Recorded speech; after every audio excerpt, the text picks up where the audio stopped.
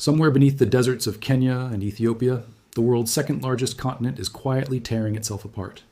According to new research published in Nature Communications, a 500-kilometer-wide stretch of crust called the Turkana Rift has thinned and fractured far more than scientists previously realized, and it's moving toward a breaking point sooner than anyone expected. When it finally gives way, geologists say the ocean will flood in, splitting Africa into two separate continents.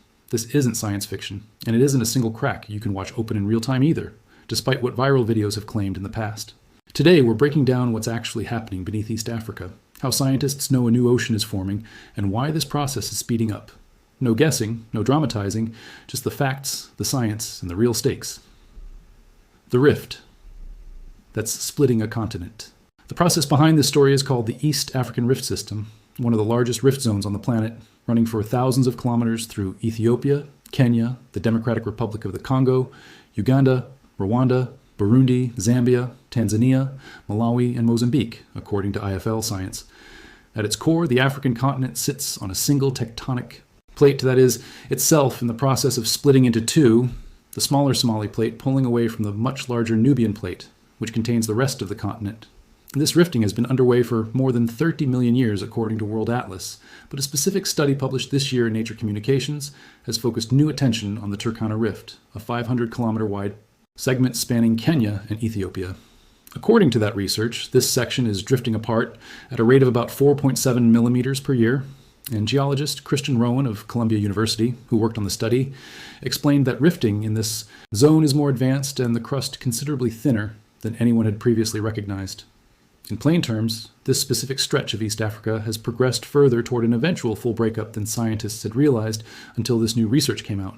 According to reporting from ZME Science, the eventual outcome of this process is genuinely dramatic on a geological timescale.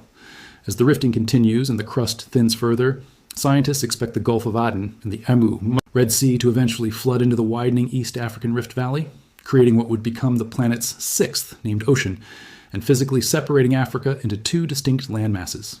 According to the World Atlas, the smaller resulting continent would include present-day Somalia, along with parts of Kenya, Ethiopia, and Tanzania, while the larger landmass would retain everything else that currently makes up the African continent. Arizona State University geologist Christy Till offered a useful historical comparison for understanding what's happening here. A rift very much like this one once separated the African and South American continents entirely, eventually forming the Atlantic Ocean. She noted that the East African Rift may represent the very early stages of an almost identical process, just one that unfolds over an immense span of time rather than anything remotely resembling a human lifetime. It's worth addressing something directly here because it's genuinely important for understanding this story accurately. In 2018, footage of a large crack that had opened in Kenya went viral worldwide, with many people online claiming it was live, visible evidence of Africa splitting apart before their eyes. According to IFL Science, that framing was misleading. The crack was related to the broader East African Rift system, but it was more accurately a localized expression of the valley's regular ongoing rifting activity, not a sudden, dramatic snapshot of continental separation happening in real time. Scientists studying this process are consistently clear that the full breakup and the eventual formation of a new ocean will take millions of years to complete, even as the underlying geological process continues actively today. This distinction matters because it's easy for a story like this one to get oversimplified into something that sounds like an imminent event, when the actual science describes a genuinely slow, deep time process that happens to be measurable and studyable today, even though its dramatic, visible conclusion remains firmly in the distant future. To understand why this rifting happens at all, you have to look deep beneath the surface to the Afar region, which sits at the meeting point of three tectonic plates, the Nubian, Somali, and Arabian plates, all gradually pulling away from each other. According to Newsweek's coverage of a study published in Nature Geoscience, researchers led by geologist Emma Watts found that the mantle beneath this region isn't uniform or stationary the way scientists once assumed. Instead, it pulses, sending distinct, chemically identifiable surges of partially molten rock upward from deep within the Earth. Watts described these ascending pulses as being channeled specifically by the rifting plates above them, a finding that reshapes how geologists understand the relationship between what's happening deep in Earth's interior and the specific visible cracking and thinning occurring at the surface. This pulsing mantle activity is what geologists believe ultimately drives the East African Rift's ongoing widening. As magma continues rising and pressure builds beneath the thinning crust, it gradually forces the surface to crack further, widening the rift bit by bit over enormous stretches of time. The same fundamental mechanism, magma rising at a divergent plate boundary that we discussed.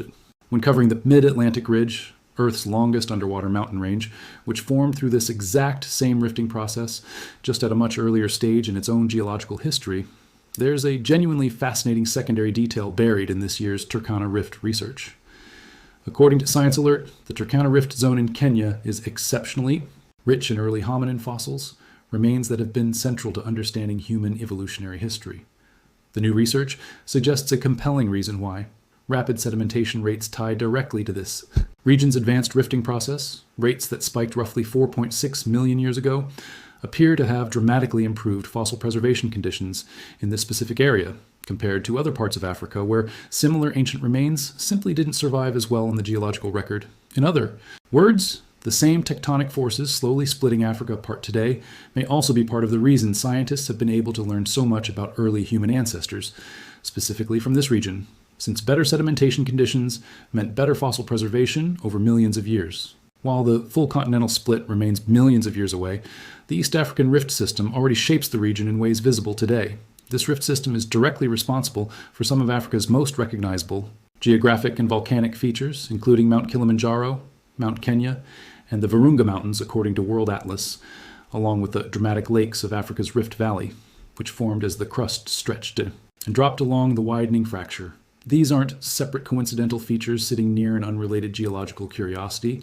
They're direct, visible products of the same rifting process driving this entire story, and several of the volcanoes tied to this rift system remain genuinely active today, part of the broader pattern of volcanic and seismic activity that accompanies rift zones anywhere they occur on the planet. Researchers continue monitoring the Turkana Rift and the broader East African Rift system using a combination of GPS measurements, tracking the precise rate of plate movement, satellite radar capable of detecting subtle ground deformation, and geochemical sampling of the kind that revealed the AFAR region's pulsing mantle activity. According to Scientific American's coverage of this year's research, scientists describe the Turkana segment specifically as having reached a critical threshold in its thinning process, a scientifically meaningful milestone, even though the practical human timescale implication remains exactly what it's always been. This is a process to study and understand, not one that will visibly reshape anyone's lived experience of the African continent's coastline within any foreseeable timeframe. It's genuinely rare to get a real-time, scientifically documented look at the same fundamental process that once split apart entire continents and created oceans we now consider permanent, unquestionable features of the world map, the Atlantic among them.